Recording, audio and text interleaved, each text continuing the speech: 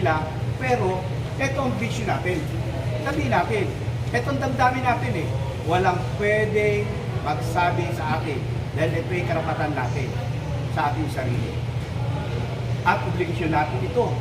Ito ang Sarana Manila. Yes! Sarana! Sarana! Sarana! Panginoon, may pinipili ko sa aming layunin ay sabi na bigyan mo kami ng knowledge, alaman, idea sa iyong pagbuhay. Lord, sa pangalan mo, hindi na yung marito ang bagay nito kung wala ka sa amin. Lord, pinaubayan namin sa iyo at aming pag-uusapan dito na sana'y kami magkaisa sa ang aming layunin kay Sarah. Lord, tulungan mo si Sarah sa kanyang mga layunin sa amin. Pagkat kami naniniwala kay Sarah Duterte, hindi siya lang po katangi-tangi na kanyang pagkakaisahin at kanyang bibigyan ng pagkainitan ng ating bansa.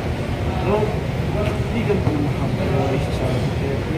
Bigyan mo siya ng magandang pag-iisip upang mag-araan ng magaling sa bansang ito. Lord, paspasan mo ang amin na darating na presidente kasama. Ito po ang aking mga kasamahan. Ang naniniwala din po siya. Sila sa kakayanan. Kay Sarah Duterte, ang ating Vice President ngayon, ay naniniwala po kami Panginoon na siya ay magiging kagapay namin sa ikaw po niya ang bansang Pilipinas.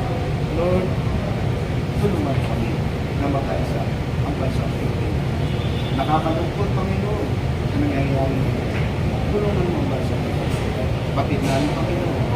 Ang kasagutan ng lahat nito, ang katahimikan, ang laran, ang lahat nito, sa ilan-ilan ng nasun, ay si Sarah Duterte, ang sakit sa Lord, mas kasalit. Maraming salamat mo. Meron po tayong vision mission, no? Sa ating organization. Kaya natin ginagawa ang pagmi-meeting nito, pagbibigay ng kanya-kanya mga posisyon sa lahat ng distrito ng Maynila, ay dapat tayo gumalaw at kumilos. Yan ang mission natin. Ang mission natin, magpa-feeding program, mag-medical mission, magpakain. Yan ang mission natin sa ating bansa, sa ating bayan, lalo kayo taga Maynila. Siyempre, kung may mission po tayo, meron tayong vision. Ano ba ang vision natin? Bakit tayo nandito? May vision po tayo. Ang vision po natin yan, sabihin na nila kung ano sasabihin nila, pero ito ang vision natin. Sabihin natin, itong damdamin natin walang pwedeng magsabi sa atin dahil ito ay karapatan natin sa ating sarili. At obligasyon natin ito sa bayang Pilipinas. Kung sino ang gusto natin, ito yung karapatan natin bilang mamayang Pilipino. Di ba? May karapatan tayo dahil sa Sarana.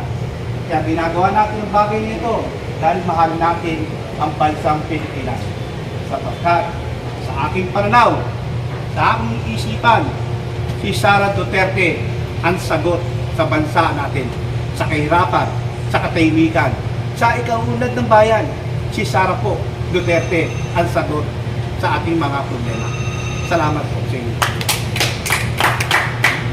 Isa po ako sa mga naniniwala dito sa ating layunin na magiging maganda po ang ating kalakaran dito. Basta tayo po isa ng pananaw, isa po tayo ng adhikain, isa po tayo ng nilalakaran. Basta sama-sama po tayo. Lahat po tayo kapit-kamay para kay VP Sara Duterte. Salamat. Kami na po ako kasama sa yung task ni tumakbo sa VP Sara. Pero doon po po niya sa kay Tatay Digong pa lang. Mga riders na po kami. So nahawakan ko po yung grupo ng Malabon. Ward lang ng Malabon. Saka sa first district na Malabon. Sa mula po noon, yun na po nagtuloy-tuloy na kami hanggang sa tumakbo na si VP Sara. Sinupot po, napapansin niyo po, yung gabi namin. Tuloy-tuloy pa rin po kasi yung paniniwala po namin na ang Duterte lang talaga makapagbigay ng katahimikan, disiplina sa Pilipinas. Ganitong napakatitigas ng ulo ng lahat father figure sa bansa. Kung ba sa pamilya, kailangan meron tatay talagang disiplinado. Yung talaga, kaya talagang solid kami sa family namin. Duterte talaga kami. Wala nang iba. Thank you. Kami talaga, Duterte na nung si tatay pa lang tumakbo hanggang sa anak, hindi naman kami nagbago. Yan, malaki may tulong ko dyan kasi sa barangay na, 14 years akong barangay investigator ko. Kilala ako sa lugar na yun. Yun lang po, salamat. Ako po ang inatasang mamuno sa district po. Salamat po. Ang palo. Opo, Maynila. Lahat siya.